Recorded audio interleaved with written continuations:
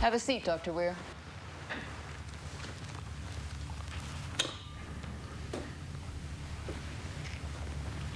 I apologize for the short notice, but we've had something come up that requires your immediate attention.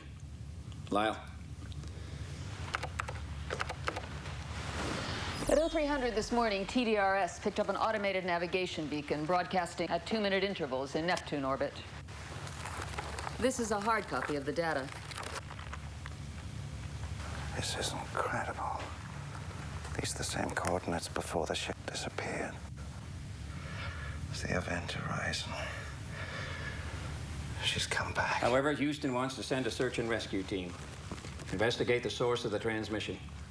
If it really is the event horizon, they'll attempt to salvage. Now, we need you to prepare a detailed briefing on the ship's systems for the salvage crew. With respect, Admiral, I have to go with them. Dr. Weir, you have no experience with salvage procedure. Look, you can't send a search and rescue team out there on their own and expect them to succeed. It'd be like sending an auto mechanic to work on the shuttle. I fail to see how sending you would improve their chances. I designed that ship. I put 14 years of research into that vessel. I spent the last 7 trying to work out what went wrong. Your desire to redeem your reputation doesn't factor into this. This isn't about my reputation. This isn't about me at all.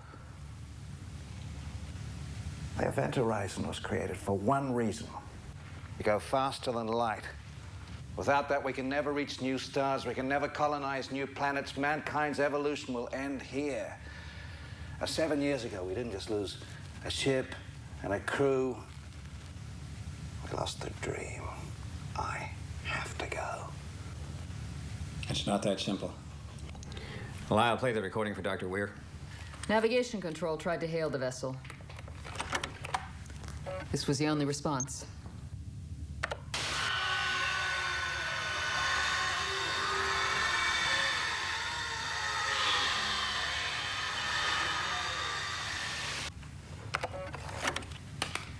Since that initial transmission, there's been no further contact. Crew, could they still be alive? Someone sent that message. Admiral, you have to put me on that ship.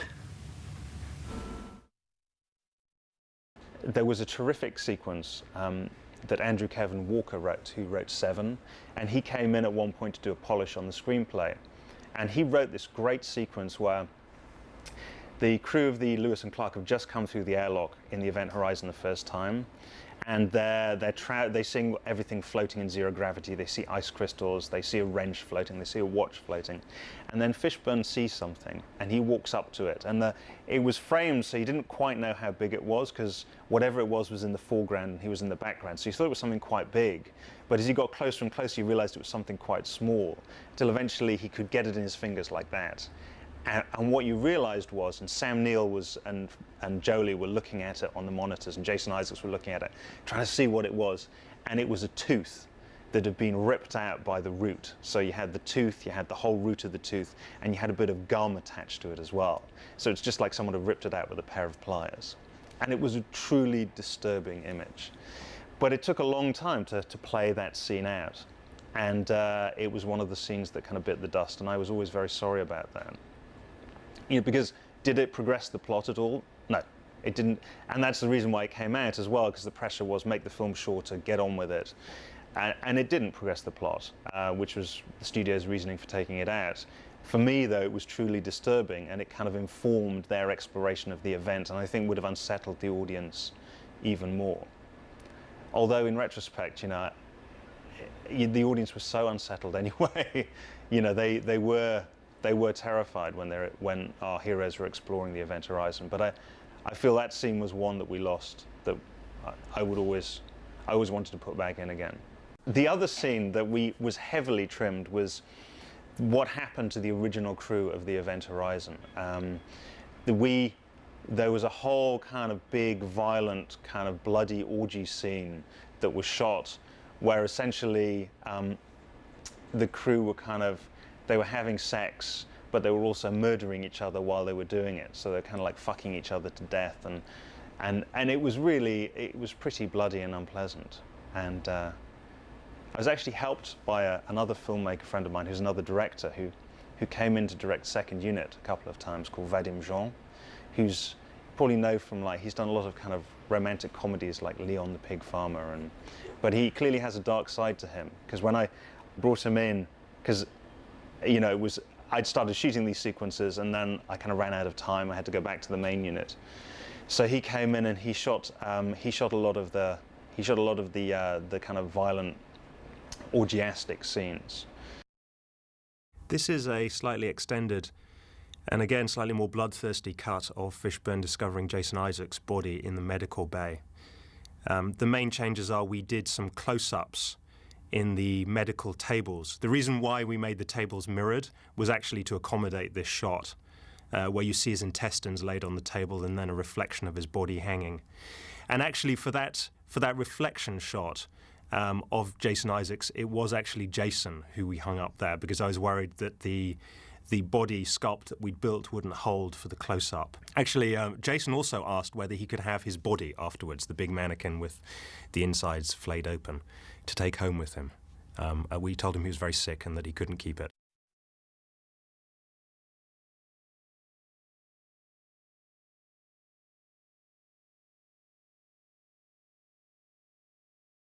So this is from an earlier version of the cut, actually, I think from the second version of the movie that we tested.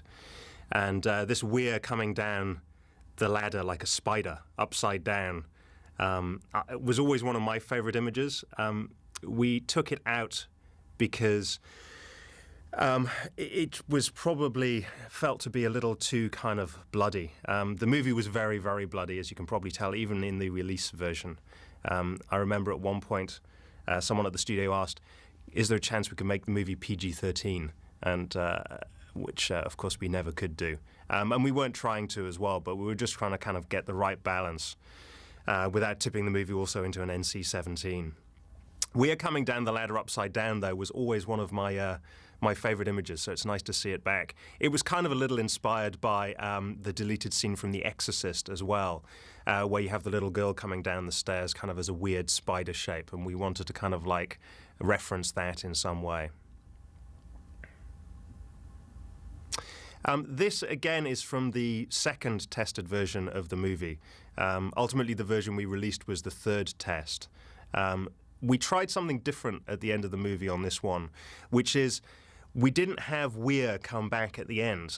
We made the end of the movie all be about Fishburne's confrontation with Edmund Corrick, who's the man he'd originally abandoned several years ago and left to burn when he had to close the life bay doors on his old spaceship.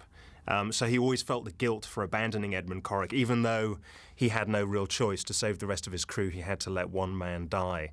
And we thought we'd try an ending of the movie that really focused on that, was all about his guilt with Edmund Corrick, and made the movie more specifically about these people, the crew of the Event Horizon and the crew of the Lewis and Clark, having to deal with the return of their sins and being tormented by what were their sins or what they perceived as being their guilts and their sins.